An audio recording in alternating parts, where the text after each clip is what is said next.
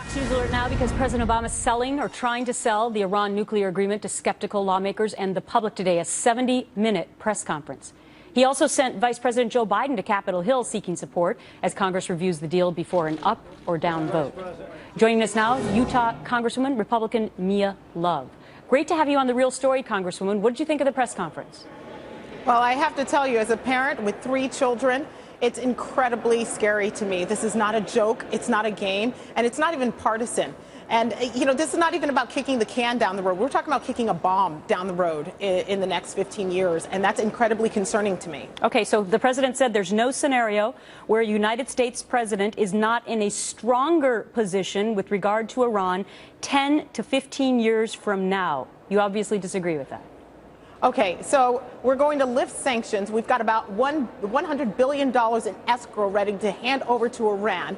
We would all but pretty much build a bomb for them if we just give them that money. I can't understand how this would be a solution in terms of keeping them away from building a nuclear weapon. It's absolutely out of control and, as far as I'm concerned, inappropriate for a president to do. Okay, what would your solution be? Because the president went on and on about the fact that he has heard no viable alternatives.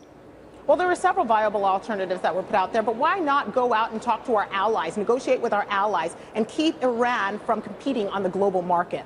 Cut them off. We've seen, I'm not always a fan of sanctions. I believe that sanctions actually hurt Americans and cause war. However, when you're already up against a nation that wants to see this country harmed, that support terrorists, that have a history of noncompliance and violence, and the terrorists that they support have shown that they have no value for human life and hurt their own women and children, those aren't the people that we should be doing deals with. All right, I want to move on to this topic because you were the only Republican to meet with Democratic presidential candidate Hillary Clinton when she was on Capitol Hill yesterday during a meeting with the Congressional Black Caucus. So, what'd you think? Well, it was really interesting. I have to say that, you know, I was able to ask a question which I really appreciate. I asked her exactly about this Iran deal. She claimed that she is supportive of it, even though it hadn't come out yet, or the details of the deal hadn't come out yet. So I just asked her about how do you trust a nation that wants to see us harmed, that do not like Americans and are pushing to implement Sharia law? And what did she say?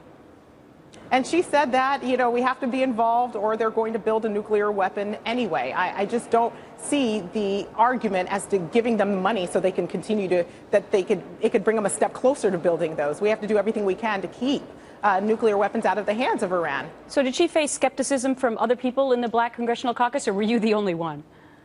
You know, I'm not really sure. I can't read everyone's minds, but I was just focused on some of the things that she was saying and the position that she was taking, and hoping that she would take a stronger position in terms of protecting American lives and America's future than the current president. All right, so obviously you are a no vote on the Iranian deal. It's a bad deal, and I'm concerned for my children, and I think every American should be concerned for our future. Congresswoman Mia Love of Utah, thanks for being on The Real Story today. Thank you so much.